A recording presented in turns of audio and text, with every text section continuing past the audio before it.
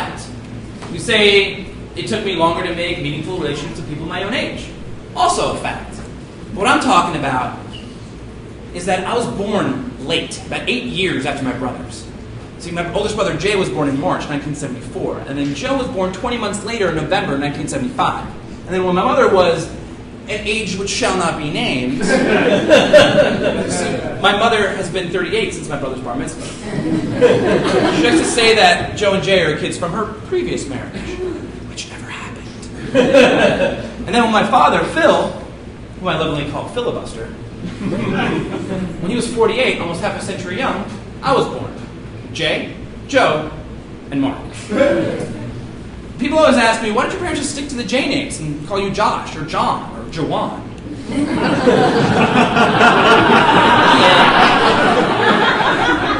And I always say, well, my parents were huge Hitchcock fans, so they went with M, for mistake.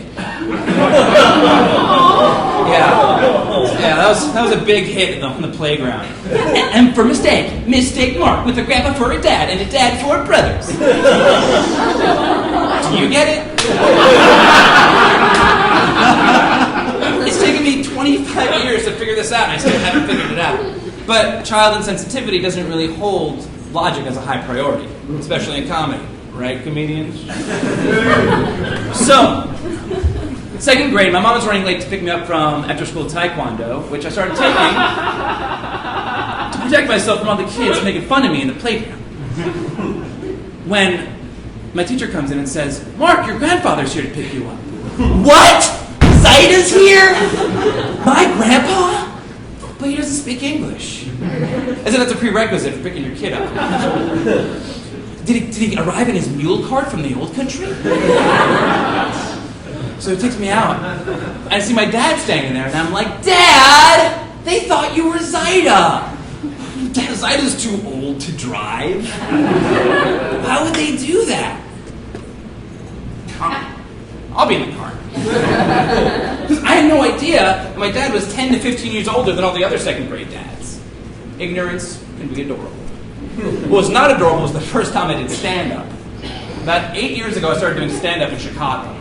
And my brother was in town for a wedding, so he was like, I'll come see you. I was like, great! But no one in my family has ever seen me do stand-up. So I got nervous, because I was doing my family material, specifically my M for Mistake material, which even then, in my stand-up, didn't make sense. And I was nervous, so I took 2 shots of SoCo and a SoCo and Coke chaser. So apparently I was a sorority girl from the South. But it worked. My motto at the time was just drink through it. So my brother tells my mom about it. My mom waits until spring break to confront me about it. Mark, I can't believe you think you were a mistake. Like, Mom, it's not like I go around thinking I'm a mistake and wondering why everyone else has normally aged families. Okay, I do. That's not what she wanted to hear. And the whole thing, the whole story of my birth just didn't really make a lot of sense to me. So I did some investigating. Joe Stetson was born on November 19, 1975. Shortly afterwards, my mama had a little IUD device put in. IUD device. That's redundant. Hot coffee! Why do people drink that stuff? The doctor tells my mother that after 7 years, they gotta either open it back up or close it for good, like the Julius Ethel Rosenberg trial of 1953. In some cases, probably should have stayed closed. So 7 years passed.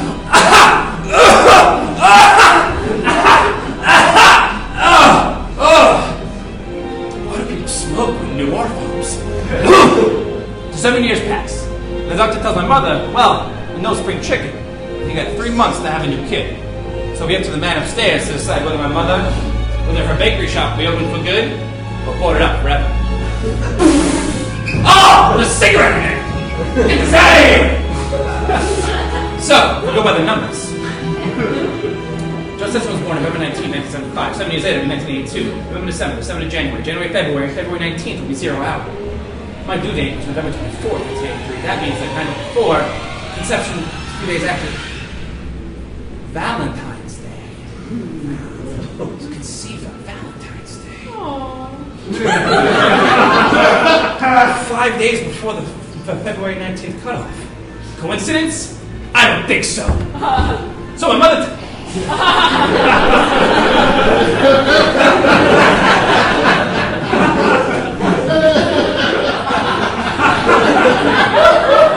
my mother tells me, well, actually, you're one of the miracle baby.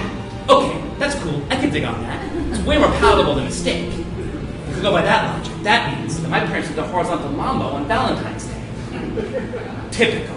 And then 9 months later, November 28th, 4th, 1983, Mark Stetson'd was born. Conceived on the day of love, born on the day of thanks. Pretty romantic, right? Sure, that's what really happened. Scene is set November 23rd, 1983, the day before Thanksgiving, the day before my due date. My parents are on their way to a wedding, which means I'm in the womb on the way to a wedding. Laura, are you sure you're all right? Because we can turn around. Philip, I'm fine. It's just the motion of the car. Hold on, we both know these are contractions. We all know these are contractions. Let me out! Philip, this is not serious. I've been through this twice before. I'll tell you if it's serious. Well, how do you know it's not going to get serious? We're 2 hours out from Mount Sinai Hospital. Oh, shit! Philip, would you just calm down and watch where you're going? Holy shit, if this guy's I refuse to die in this car right now. Let me out! Ouch! Whoa, what is it? What is it? Is it time? Did the order break? No.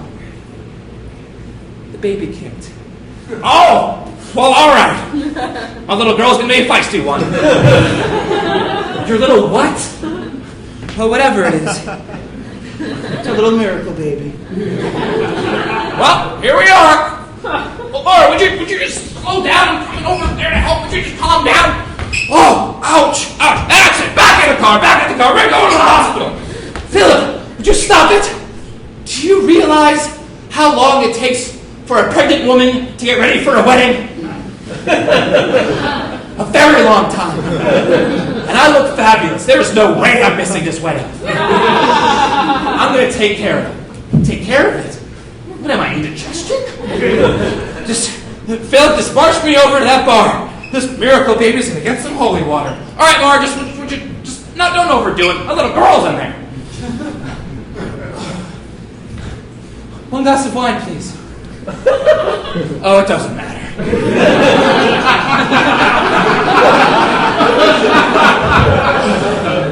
Oh, what is this? Oh, this is amazing. You know, I have been dry for 9 months. Not a drop. And you know what? You want to know something? I got something to say. You want to know it? I've earned it. One more, please. Oh, hey, you know what? You're pretty cute. I was going to skip this town. But now that you're here, I think I'll stick around for a while. One more, please. Do you want to mess with me right now? Oh.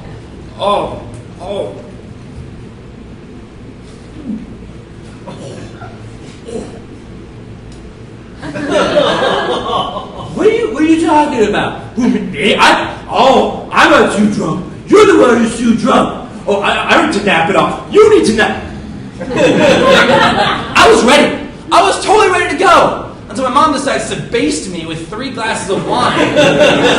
Wait until I'm officially ham-boned and just dance all night.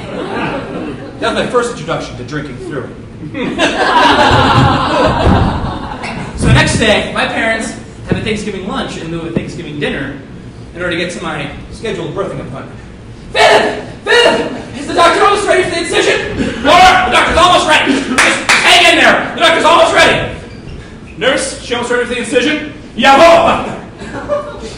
have to remind you, this is how I envision it happening. All right, ready to cut that turkey. You hear that, Phil? They're going to cut the turkey. All right, get ready, he's coming. it's a beautiful baby. Girl! Boy! Ow! Oh! Doctor. Mom! Anxiety's here! I'll be in the car. They said when I first came out of my mother's womb that I was a little cranky. Sure, I was still hungover. It's the first baby in history to come out of the womb wearing sunglasses, eating a breakfast sandwich, and rocking a 24-ounce Gatorade.